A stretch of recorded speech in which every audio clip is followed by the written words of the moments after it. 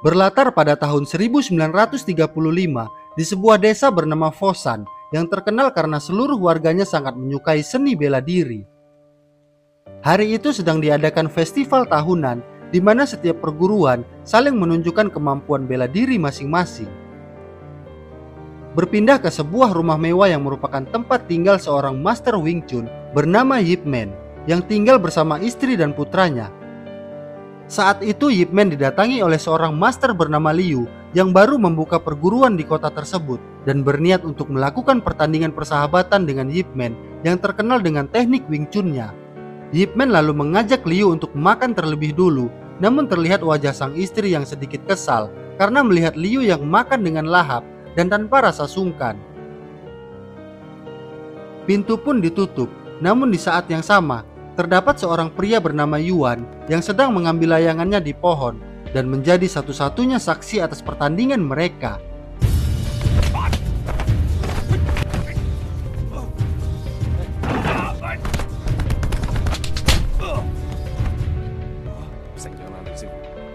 Sebelum pergi, Liu meminta Yip Man untuk merahasiakan kekalahannya. Namun tanpa mereka sadari, Yuan telah menceritakan hal itu pada teman-temannya, bahkan melebih-lebihkan cerita tersebut. Di sana terdapat seorang pria bernama Lin yang merupakan kakak dari Yuan, sekaligus merupakan pemilik dari restoran di sana. Tak lama kemudian Yip Man datang untuk menemui temannya yang bernama Kuan, yang sudah menunggunya di lantai atas. Saat Lin menghidangkan makanan, ia bertanya tentang pertarungan antara Yip Man dengan Liu yang ia dengar dari adiknya. Hal itu membuat Yip Man bingung karena merasa saat itu tak ada yang melihat pertarungan mereka. Berpindah ke Liu yang mendapat kabar tentang kekalahannya yang telah tersebar. Liu langsung mendatangi Yuan di restoran karena merasa kalau Yuan telah merusak reputasinya sebagai seorang master. Kemudian Lin menyuruh Yuan untuk minta maaf, tapi Yuan tak mau melakukannya karena merasa telah mengatakan kebenaran. Yuan pun mendatangi Yip Man yang juga berada di sana, namun Yip Man hanya terdiam. Di sini Yuan menjelaskan kalau ia tak sengaja melihat pertarungan mereka saat sedang mengambil layangannya yang tersangkut. Kemudian Lin berkata, meskipun ia mengetahui kenyataannya, namun ia tak harus mengatakannya pada semua orang karena hal itu akan memalukan. Karena merasa tak ada yang membelanya, Yuan lalu pergi dengan perasaan kecewa. Lalu datanglah seorang polisi bernama Li yang memarahi mereka atas keributan itu. Li lalu berkata kalau sekarang adalah zamannya senjata sambil mengarahkan pistolnya pada Yip Man. Seketika Yip Man menahan pelatuknya hingga membuat semua pelurunya terlepas.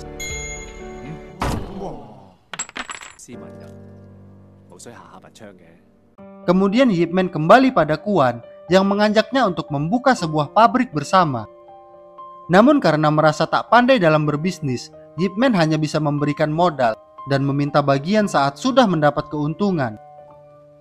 Dalam perjalanan pulang, Kuan meminta agar Yip Man mau melatih anaknya karena merasa kalau Yip Man memiliki ilmu bela diri terbaik di Fosan. Tak lama kemudian Lin mendatangi mereka dan berniat untuk menunjukkan sebuah jurus baru pada Yip Man. Di tengah latihan mereka, si anak mendekati Yip Man untuk menunjukkan hasil lukisannya. Namun Yip Man tak memperdulikannya yang membuat sang istri marah dan mengusir semua orang di sana.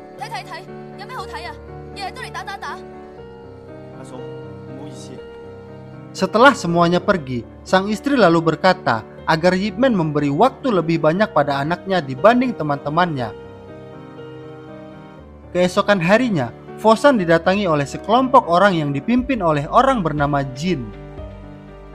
Tujuan mereka adalah untuk menantang semua master di kota Fosan. Pertarungan pun dimulai dengan seorang master ahli pukulan.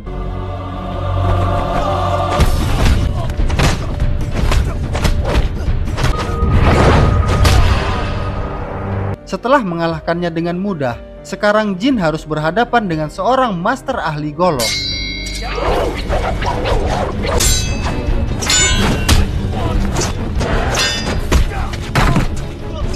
Setelah mengalahkannya, Jin kembali mencari lawan selanjutnya. Di sisi lain, Yip Man mulai mencoba mendekati anaknya, Namun tiba-tiba Lin datang untuk mengabarkan kejadian tadi dan meminta bantuan Yip Man untuk mengalahkan Jin.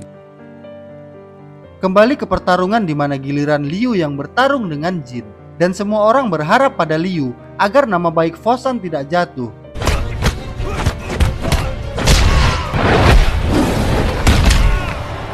Namun Liu pun dikalahkan. Berpikir telah mengalahkan semua master di sana, mereka pun dengan bangga berniat untuk membuka perguruan di Fosan. Namun seorang pelayan tua berkata kalau mereka belum hebat jika belum mengalahkan yang terbaik, yaitu Yip Man. Mendengar itu, Jin lalu mengajak para warga untuk menuju rumah Yip Man dengan niat agar mereka menjadi saksi saat ia mengalahkan Yip Man. Awalnya Yip Man menolak bertarung karena masih merasa tak enak pada istrinya. Namun karena melihat suaminya diremehkan, sang istri yang kesal lalu memberi isyarat agar Yip Man tidak menghancurkan barang-barang miliknya. Li juga datang lalu meminta agar Yip Man mengalahkan Jin demi nama baik Fosan, dan pertarungan pun dimulai.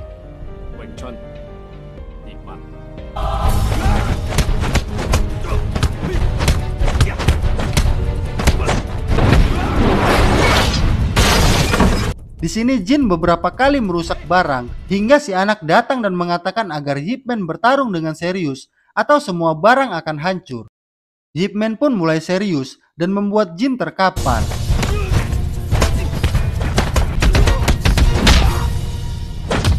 Namun Jin belum menyerah dan kembali menyerang dengan golok hingga Yip Man menghajarnya hanya dengan sebuah kemoceng.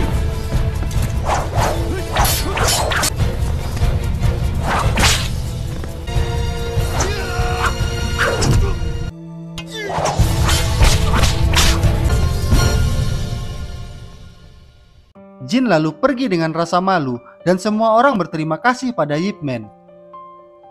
Bahkan saat pergi ke pasar bersama keluarganya, para pedagang memberikan barang dagangan mereka sebagai rasa terima kasih karena Yip Man telah mengembalikan reputasi kota Fosan sebagai kota bela diri. Saat tiba di depan rumah, ternyata para warga telah menunggu kedatangan Yip Man karena mendapat kabar kalau Yip Man akan membuka perguruan bela diri. Padahal Yip Man sama sekali tidak mengetahui hal itu. Dan ternyata itu adalah ulah dari Li. Melihat penolakan dari Yip Man, Li pun memerintahkan para warga untuk bersorak dengan menyebut nama Yip Man.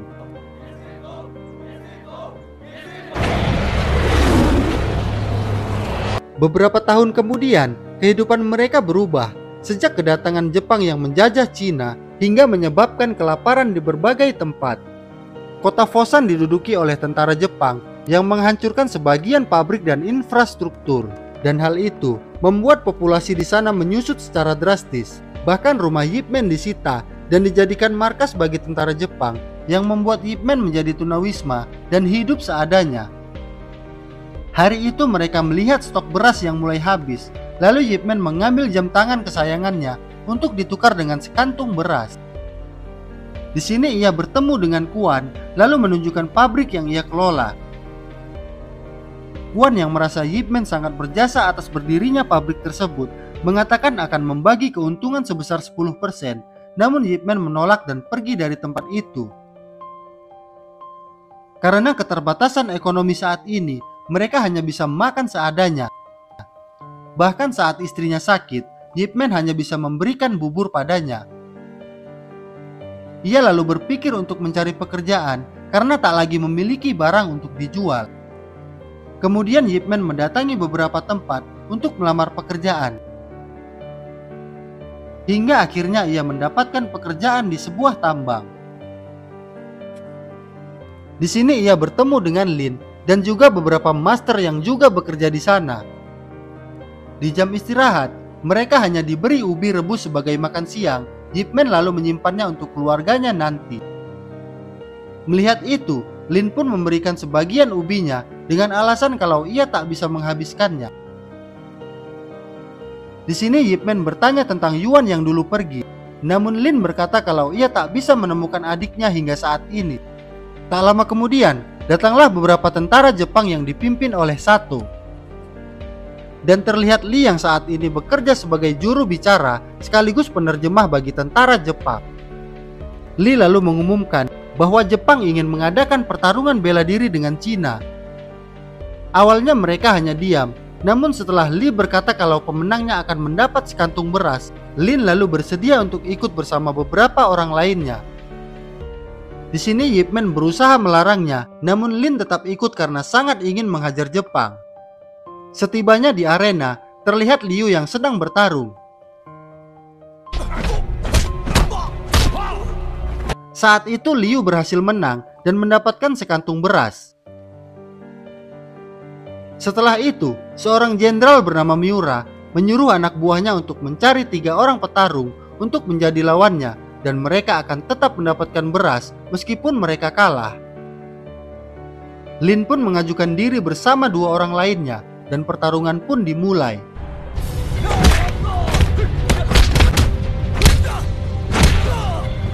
Namun ternyata Miura tak terkalahkan hingga membuat 2 orang menyerah. Namun Lin tetap berusaha menyerang hingga membuatnya tewas.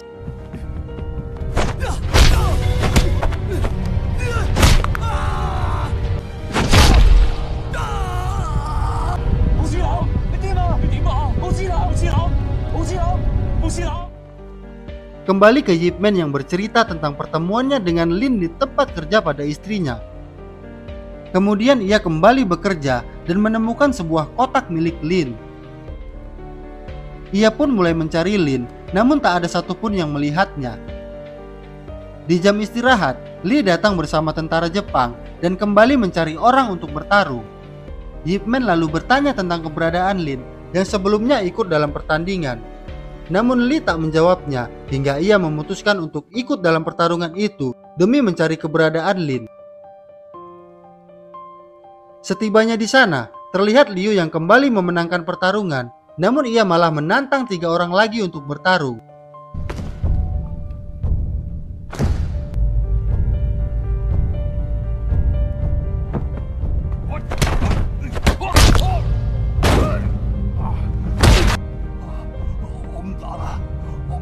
Liu akhirnya menyerah, namun tiba-tiba Liu ditembak mati oleh Sato yang membuat Yip Man murka atas kejadian ini.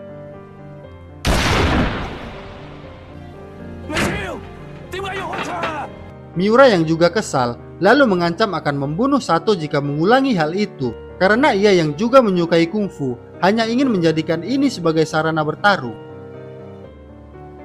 Yip Man lalu maju ke arena dengan penuh amarah dan meminta 10 orang untuk menjadi lawannya.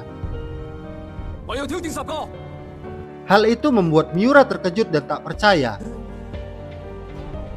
Sebelum bertarung, Yip Man mengeluarkan ubi yang ia simpan terlebih dulu, dan pertarungan 1 melawan banyak pun dimulai.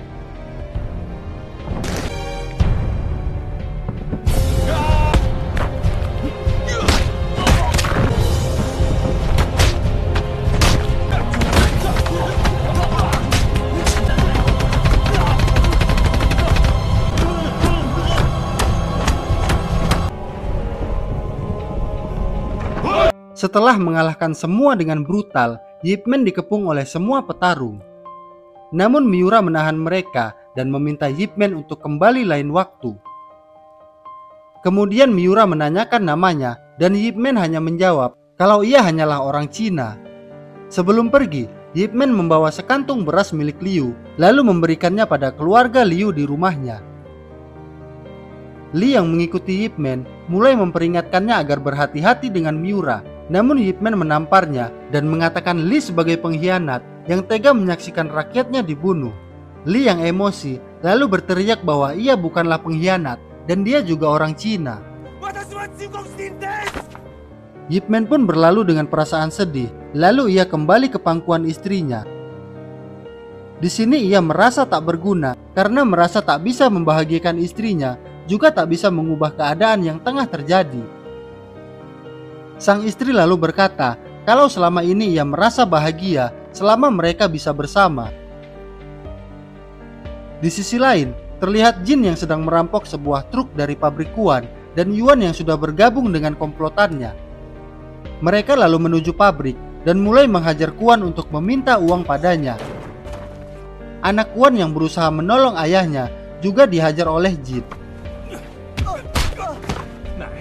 hingga ia berlari menuju rumah Yip Man dan memintanya untuk menolong ayahnya. Di sini Kwon mengatakan kalau saat ini ia tak punya uang karena belum menjual hasil produksinya. Jin pun memberi waktu dan mengatakan akan kembali beberapa hari lagi. Hingga saat Yip Man tiba di pabrik, Jin dan komplotannya sudah pergi. Setelah melihat semua yang terjadi pada negara dan bangsanya yang tertindas, Yip Man mulai berpikir untuk mengajarkan Wing Chun dengan harapan suatu saat nanti semua orang mampu membela diri dan merubah keadaan negaranya. Sejak saat itu, tua dan muda, dewasa dan anak-anak, bahkan pria dan wanita mulai belajar Wing Chun bersama Yip Man. Mereka terus berlatih dengan giat meski sedang bekerja maupun dalam waktu senggang. Di sisi lain, Miura yang tak kunjung melihat Yip Man memerintahkan Lee untuk membawanya ke arena. Namun Lee berbohong dengan mengatakan kalau ia tak tahu keberadaan Yip Man hingga Sato menghajarnya habis-habisan. Yip Man yang saat itu sedang bermain bersama anak-anak di rumahnya lalu didatangi Lee yang mengatakan kalau Miura menantangnya untuk bertarung. Tak lama kemudian, Sato datang bersama beberapa tentara sambil menodongkan pistol pada anak Yip Man. Hal itu membuat Yip Man panik. Lalu Sato terpesona melihat istri Yip Man dan berniat untuk merayunya. Saat itulah Yip Man marah dan menghajar mereka hingga tak sadarkan diri.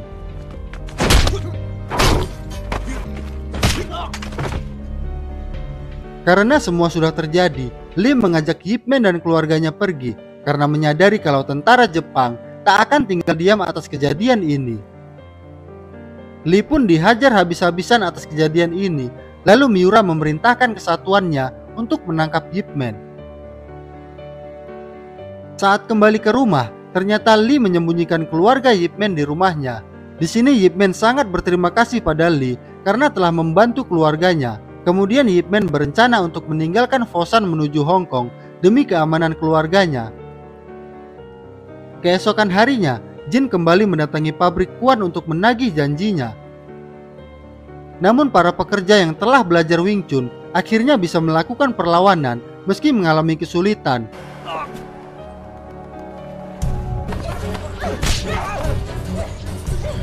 Hingga datanglah Yip Man yang menjadi penyelamat bagi mereka.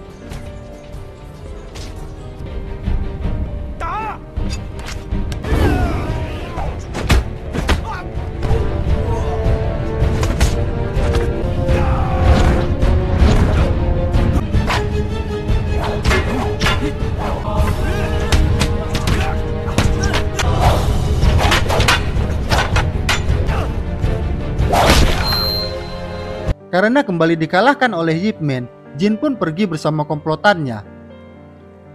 Namun Yip Man memanggil Yuan untuk mengabarkan kematian kakaknya yang telah berusaha mencarinya sambil memberikan kotak titipan Lin yang membuat Yuan sangat terpukul.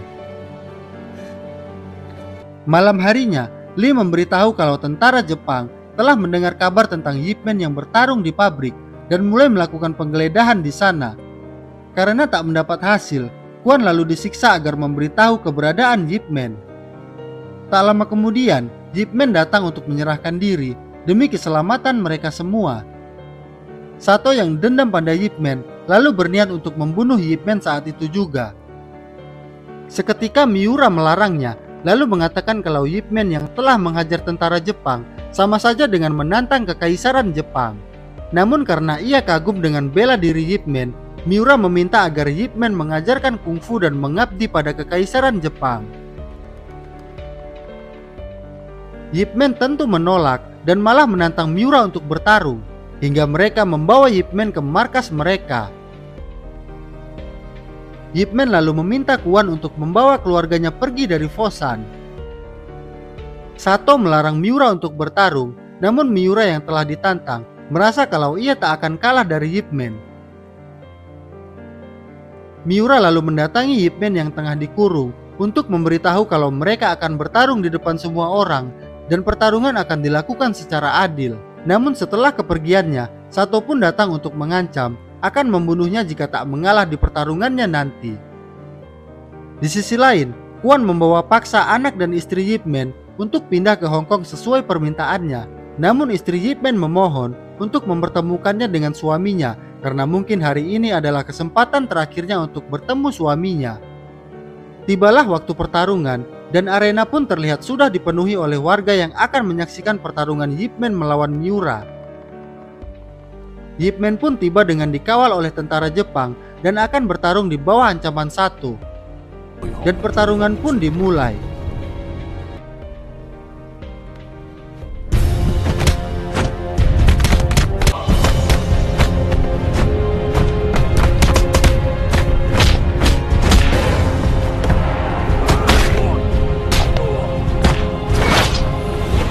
Melihat Miura yang kewalahan, membuat Sato bersiap untuk menembak Yip Man.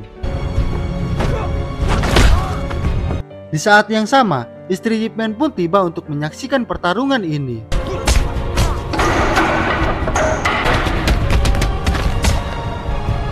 Yip Man menghajar Miura tanpa ampun, hingga warga bersorak atas kemenangan Yip Man.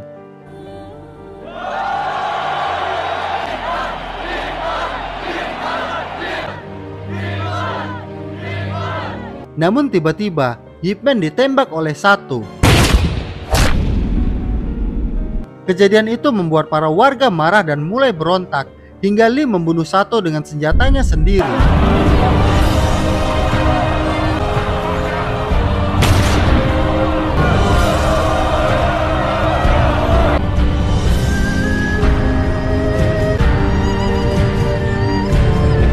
Di akhir film, Yip Man dan keluarganya terlihat pergi meninggalkan Fosan menuju Hong Kong dengan dibantu oleh Kuan. Dan cerita akan berlanjut dengan Yip Man yang akan memulai hidup baru di negara tersebut.